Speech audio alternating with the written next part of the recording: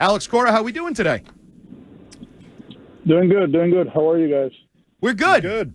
We watched a couple wins, and we've watched your top three pitchers really roll of late. Obviously, Giolito last night, but there's this stat making the rounds that since June 10th, Crochet, Bayo, and Giolito are all in the top 5 in the American League in ERA. I know you're an eternal optimist, but did you see this coming, this stretch that they're having from your top 3 starters?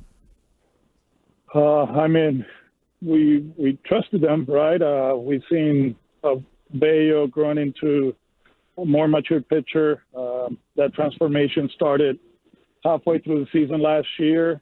Gio, of course, been there, done that, right? It was just a matter of him getting to the rhythm of the season. And Crochet, I think a lot of people thought that this was going to be the case. I mean, a lot of hard work, a lot of adjustments throughout, right? With Gio mechanically, with Bayo repertoire-wise, but we're in a good spot right now. We're throwing the ball well. So, Alex, obviously your plan for managing the innings and workload for Crochet has worked very well. Going down the stretch, considering how pivotal these 3 pitchers could and should be if and when the Red Sox make the postseason, will there be any sort of load management or workload plan for Bayo and Giolito as well? No, not as of now. We feel they're in a good spot physically. Health-wise, they've been great. They've been able to bounce back, and we got work to do. You know, we still got 29 more games, and you know, a lot of teams are playing well around us. We still have, you know, our goals set in the division, so we got to keep going. Alex, Trevor Story hits a home run last night. Every time he hits a home run, you guys seem to win. I think you're 18-1. Your patience with him has certainly paid off. He struggled to start the year, and now it just feels like when he's on, it just the offense is on. What do you attribute Trevor Story turning things around from the beginning of the season? I think Trevor only has had one bad month, right? It was May. In April, he was really solid. In May, it didn't work out for him, and then since June 1st, he's been one of the best shortstops in the league, offensively and defensively. We joke around right in the beginning of the season with his walk-up song, right? Look who's back or whatever it is, you know. And the guy, it's, you know, he first of all, physically, he's at another level. You know, he's one of the best athletes, if not the best athlete we have. And honestly, he has simplified his mechanics, you know. In May, it became very internal, you know, everything, my hands, my leg kick, this and that.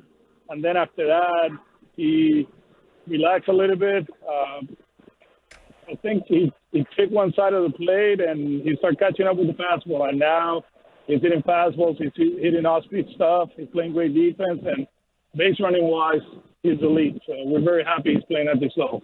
Speaking of taking it to another level, your closer, Aroldis Chapman, usually we look at runs or blown saves. He's a guy that hasn't allowed a hit in, I think it's 13 appearances, obviously is throwing strikes. How did we get to this Aroldis Chapman late in his first season with the Boston Red Sox, late in his career? Obviously, I've heard you talk about his work ethic, but you know, is there something organizationally that has helped him get to where he's rolling along right now? I think it started with he talked about last year. He lost around 25 to 25 pounds in the second part of the season because he felt he was too rigid on the mound and he wanted to be more athletic. He finished the season pretty well, worked in the offseason a few things mechanics-wise, and then, you know, we've been preaching first pitch strike from the get-go. Obviously, every organization, they do that, but I think Bells and the pitching group have done an amazing job with him. We've been able to take care of him as far as like innings and up downs and all that, so he feels fresh. And right now, he's in one of those runs that is it's unbelievable what he's doing. You know, I played with Eric Gagne in 2004, from 2002 to 2004 with the Dodgers. And he was dominant. And, you know, what Chapman is doing right now reminds me a lot of Eric. Yeah, Bullpen has been a very pleasant surprise, Alex. And this season seems to have been littered with so many different pleasant surprises. outfield, infield, bench, bullpen starters. And the latest one is Nathaniel Lowe, who you guys pick up and out of nowhere seems like he can't miss the baseball when he swings. Are you surprised by the success that he's had immediately with the Sox? First things first, got to give credit to the front office and Brett and the group, because as soon as the Nationals made their move, they start talking about Nate, a guy that he's a World Series champion, and he was a good hitter before. He struggled with the Nationals, offensively and defensively. He hit homers and drove in runs, but hopefully we can get the good version, and so far so good. And he can help us win a lot of games and hopefully win the division.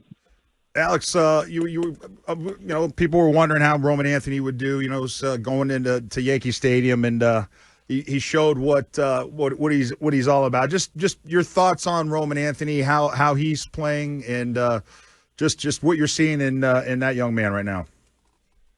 Just consistency, not only on the field but in pregame. Just on top of his work, trying to get better defensively, offensively. There's still a few things that he wants to improve. I think we have to solve the lefty part of it, right? But he will. I think he will. The more bats he gets against them, the better he's going to be. But so far, so good, man. And in the clubhouse, communication with the coaches, just the presence, he's been out. Red Sox manager Alex Cora here with us on WEEI Afternoons. We've talked a lot about the mix between leaders and young players, and that's come together in the clubhouse to seemingly really work. You just talk about Roman Anthony. Seems like he has a really unique relationship with Alex Bregman.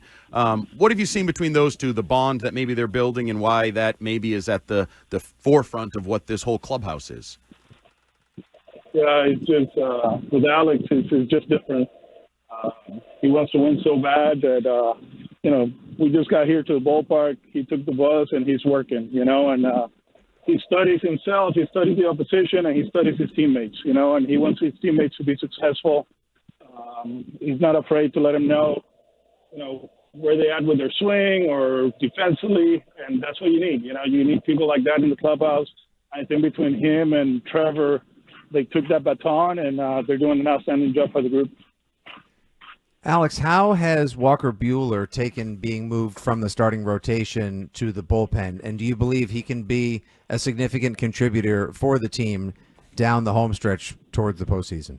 Yeah, he's been okay. Just getting used to the routine, right? You got to be available every single day, so his routine has changed.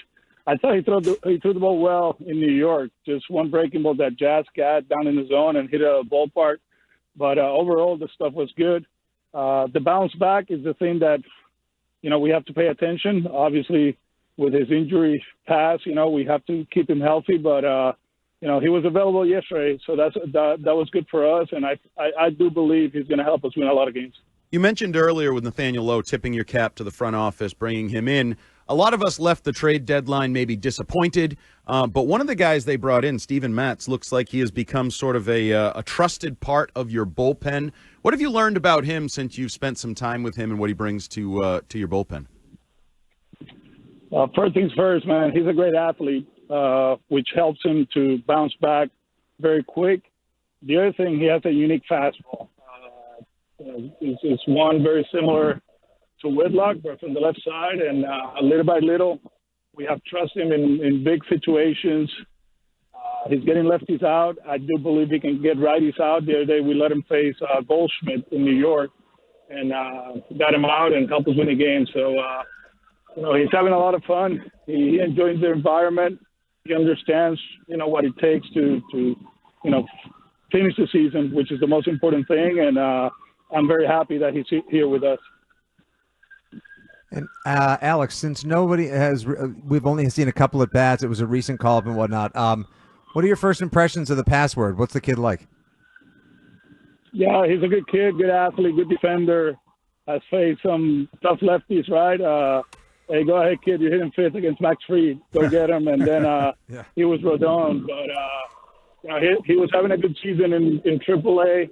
we needed him to be here, right, because of some roster stuff, and there's a good chance he'll start tomorrow against the lefty. Alex, we couldn't let you leave this interview without a question about who's the next pitcher coming up from the minor leagues. Peyton Tolley seems to be killing it. Lou Merlone calls him the Piglet, is very excited. How soon do we see Peyton Tolley? We got to be patient, there's other stuff that has to happen, right? And we're in a good spot with the big league roster, but obviously, like I always said, man, these kids, their job is to, keep improving and keep showing us that they belong to the big leagues. And if we do believe they're ready, they're going to contribute here. Before we let you go, you said Steven Matz is having fun. How much fun is Alex Cora having? The last few Augusts seem like they haven't been a lot of fun for you. We talked about teams fading, falling out of contention. You must be having some fun. Yeah, especially because our fantasy football team is ranked number 1 with the draft. We had a great – it was amazing. We got Chase, Jacobs, Jackson, Walker, Metcalf, and some others. So we were ranked number 1, the coaches. Now we just got to put the work, and hopefully we can win the championship. And is this the league where Veritek decided the order with the BP session, the picks? Yeah. It was not the order. It was the order to choose the order. So there was no – we didn't take advantage of the situation, but we were the number 2 pick, and we got we got the best player in fantasy football, Jamar Chase, and we just got to go now and hopefully win the championship. That's the most important thing. All right, so we're angling for 2 championships, fantasy football and real-world baseball. We're just going to pull it all together this fall, right? Alex. You imagine if we do both? That'll be sick. All right, thanks, Alex. We appreciate it a little bit. All kidding aside, we're having fun. It's a good group of guys. In New York, a lot of fans from Boston. We're at the stadium here in Baltimore. The same thing. So hopefully we can continue and win the whole thing. Sounds good. All right, Alex. We'll talk to you next week. Good luck tonight.